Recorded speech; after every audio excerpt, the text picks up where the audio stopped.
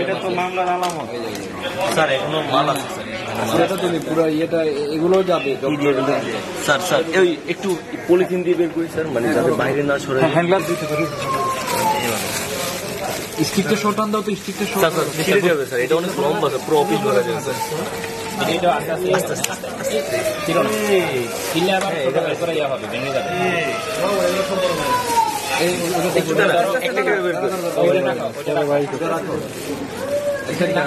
আস্তে স্যার আরো আছে।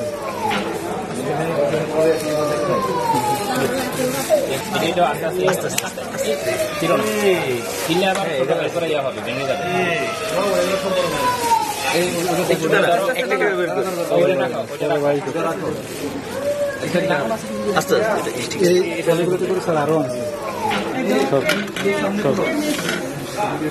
স্যার আমরা স্যার আমরা ছিলাম সকাল থেকে, আমি ছিলাম, যে সাইফুল ভাই ছিল স্যার।